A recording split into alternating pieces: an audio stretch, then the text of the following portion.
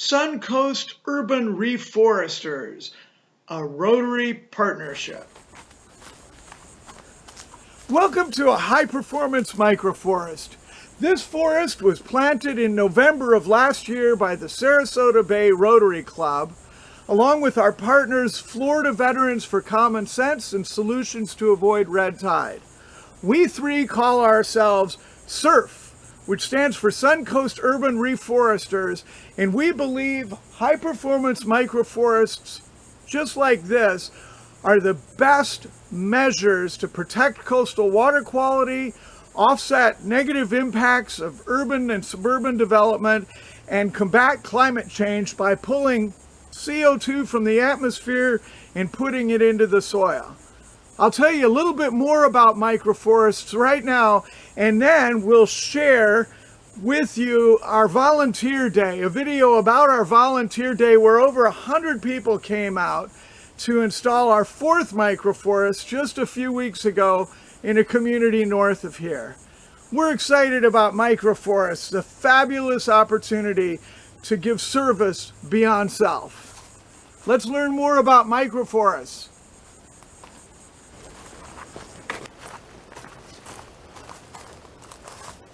So here's another microforest. This microforest is only a couple of 100 yards from the first one.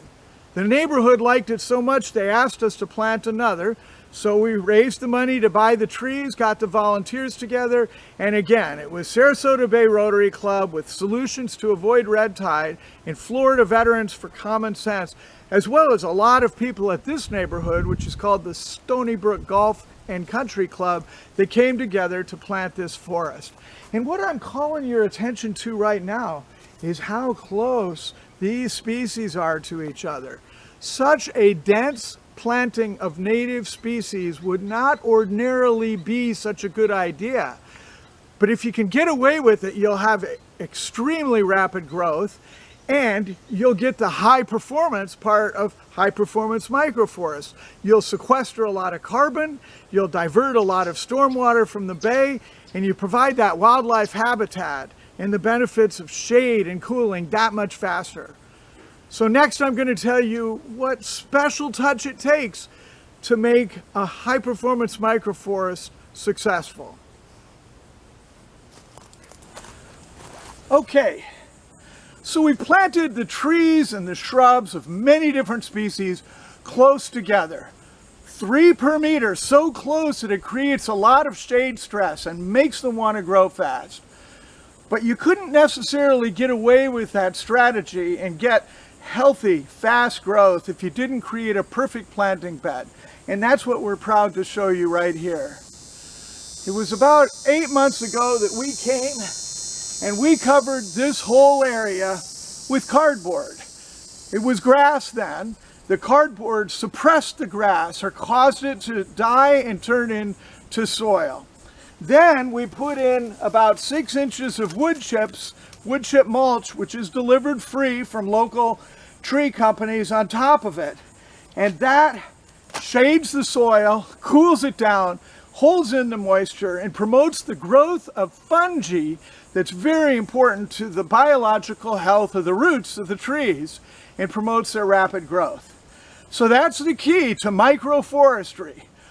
Close, dense plantings of many different species and a perfect contiguous planting bed, what I sometimes call a simulated forest floor.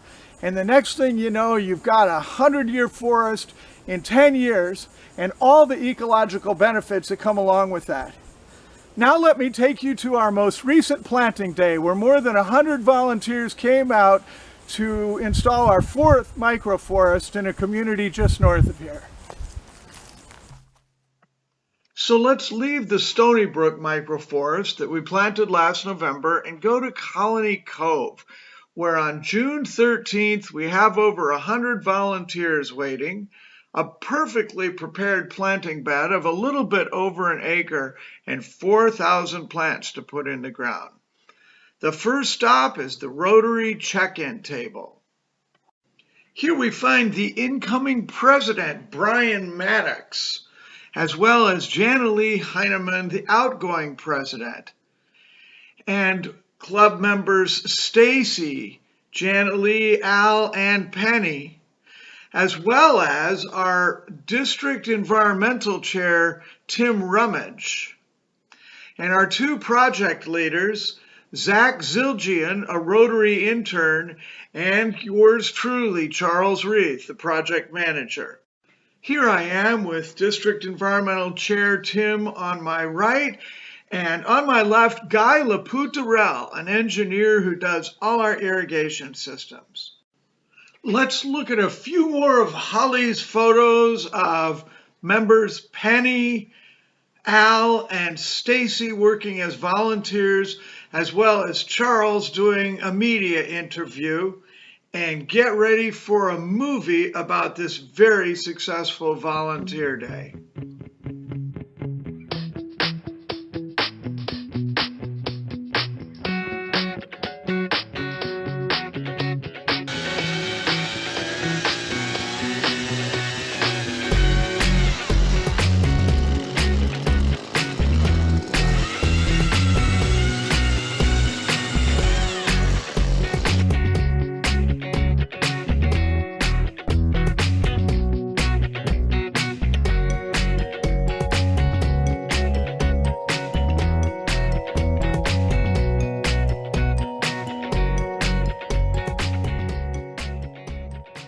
This property is owned by Equity Lifestyles Property, a real estate investment trust based out of Chicago, which manages lots of properties similar to this. We are really excited about this microforest project at Colony Cove. So it's a 2,500 site manufactured home community, and we targeted this area for our microforest plantings. Over 4,000 trees across 1.5 acres of land. We are not building homes here. We wanted to find a good use for the property that would give back to the environment. And what was the response from the community? The response has been amazing. Everybody in the community has kind of chipped in. We've had hundreds of volunteers here. The employees are behind it. Our corporate office has flown in from Chicago for this. We have a group from Tampa. Other properties have joined in. Everybody's pretty excited about it. I just recently heard about the concept, and we want to do something like this in our yard, and I was like, wow, this is cool. It's very close, so I came to help and learn, and it's a very cool project. What's something you learned?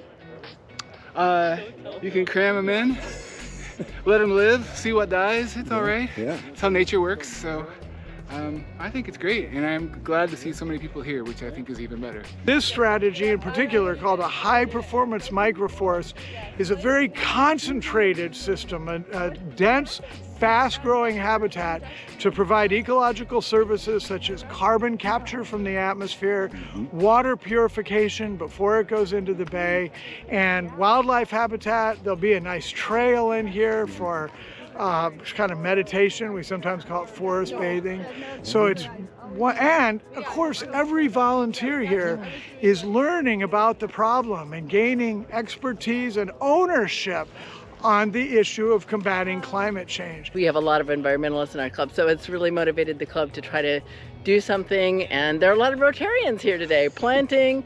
We've got great leadership, and what a well-organized volunteer event. And it's we were involved personally with the celery fields project a couple years ago and did all that planting, and it's fun to go back and see it blossom for people to enjoy. We're working on the Manatee River, so it's more of like a slightly coastal planting, so we had to restrict the species list to things that are tolerant of salt spray.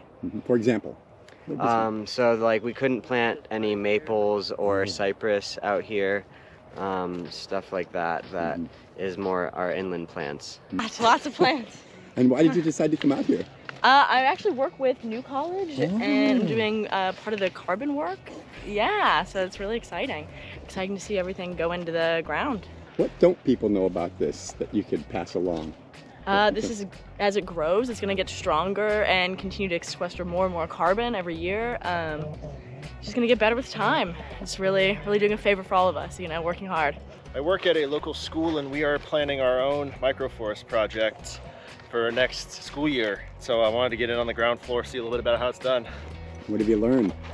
I've learned, honestly, it's not with what surprised me is that on the planting day, there's not it can be kind of random, but it still works out pretty well. You know, we're trying to envision how to get our students to do a lot of this planning. It really demonstrates how this project is part of our nature in uniting people, places, and purpose, which is our sustainability strategy at ELS. So really demonstrating how sustainability has been embedded in our culture, and really love to see the community get together as part of this project.